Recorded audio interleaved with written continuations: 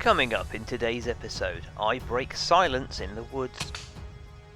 I break another flask. And we use thermal to spot the bushy tails coming down the trees.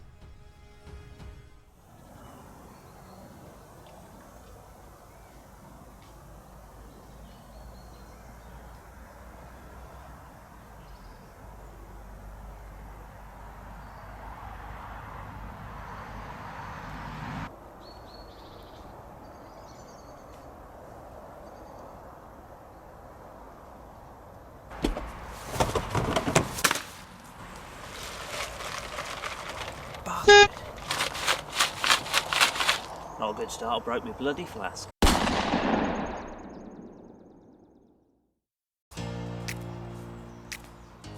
Well, despite the little incident at the beginning of the day, I'm still looking forward to a morning's squirrel session here in the woods. I've actually had 29 grey squirrels off this feeder within the last year. The nuts are still going down a little bit, and we've got another couple of squirrels to at least get rid of. So I, as usual, put my box out, take a couple of sighting rounds and just need one click up and one click left so that I know the rifle is spot on at the 19-yard preset distance. I'll be recording, as you just saw there, through the PARD 007, and I've got my new additional S510 bolt add-on there, which makes cocking a little bit easier. And today's pellet of choice is the Crossman Premire Ultra Magnum.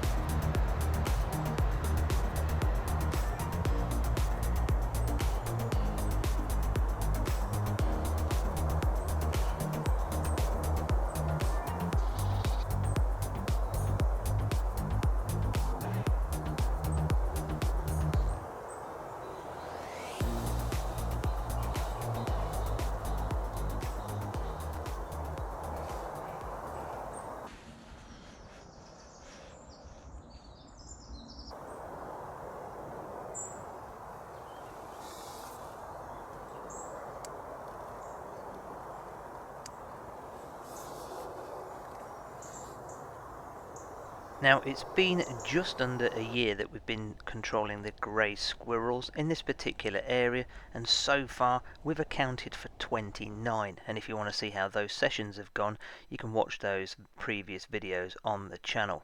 One thing this place has taught me is that you need a fair amount of patience when shooting grey squirrels even, because they're actually quite fidgety little creatures, as this one here, this young one, demonstrates particularly well. It's not until they settle with a nut in the mouth that you actually want to be taking the shot. Now, although I've mentioned it many times before, I don't take shots while the squirrels are in front of my glass feeder, and the reason I have it a glass feeder is so I can see it if it needs topping up from the road or not. And it works, but when they're settled, as these two are, that's when you want to take the shot.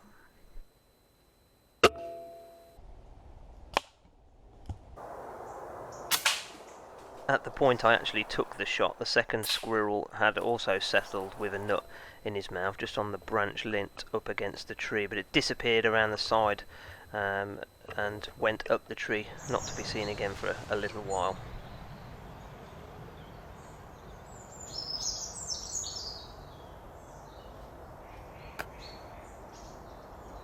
Make sure to hit that subscribe button, as coming up, me and Mark have visited a chicken and duck pen being ravaged by rats, plus we have a couple of bonus rabbits in the paddock the same evening.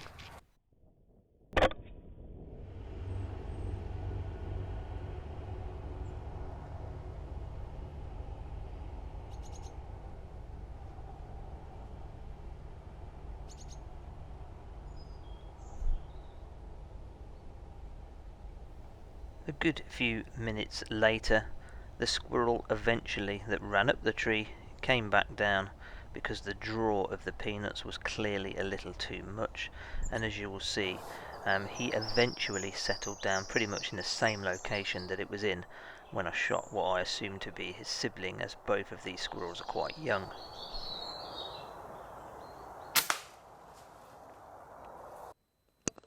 Before going back up and settling on the branch though, as I mentioned earlier, you could see just how fidgety these squirrels are. When it was on the ground, I had a bead on it through the scope, as you can see, but there's no way that you could take an ethical shot here with that head bobbing around all over the place. But when they are settled, as you can see there, you can get nigh on pinpoint accuracy there with a well set up rifle.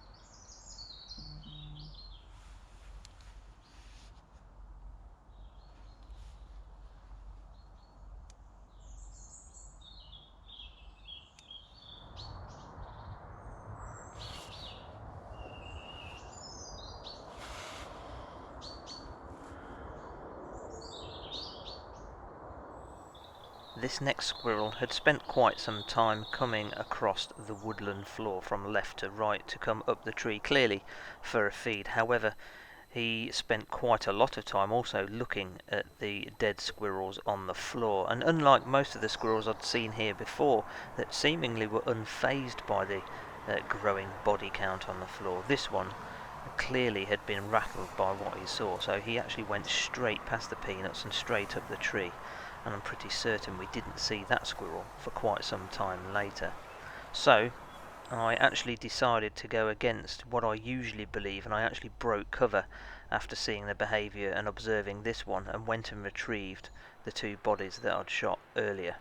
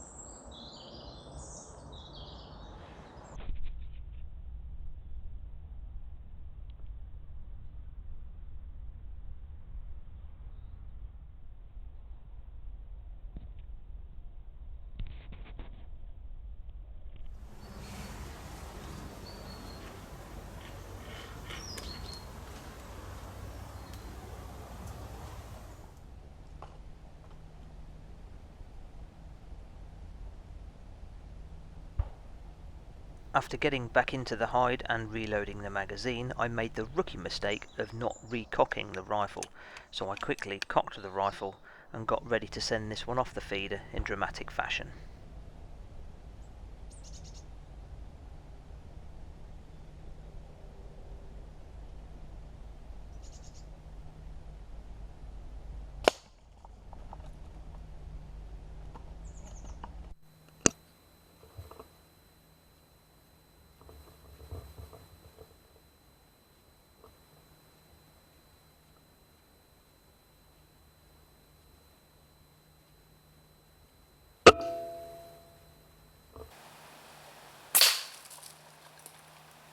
Needless to say, his mate wasn't too happy about it. That was on the floor to begin with.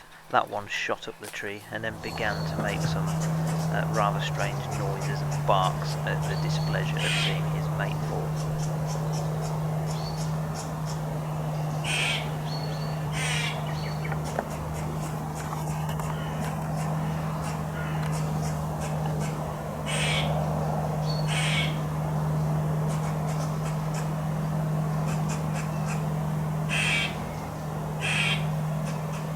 And again, even though there is quite thick foliage on the tree, you can still see this squirrel stands out like a shining beacon through the thermal air.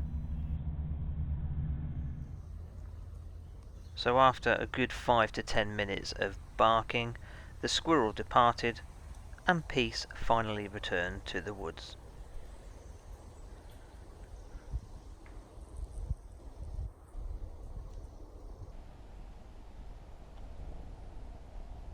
Around 20 minutes later, the first adult squirrel of the session came down to have a chew on my nuts. This big fat one sat on the feeder for quite some time with his head tantalisingly close to the glass feeder, so I just sat, watched and observed until it finally presented a shot. Although this shot wasn't necessarily a conventional one, it still found its way perfectly through to the brain box for an instant lights out on this big fat squirrel.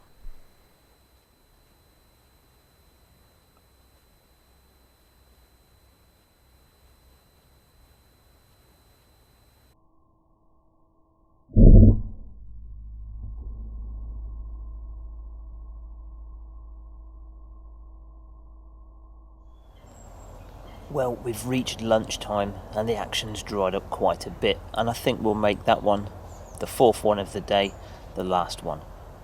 Considering we've already shot 29 grey squirrels here, though, I think it goes to show a decent setup can have some good impact in a woodland environment like this to reduce the grey squirrel population.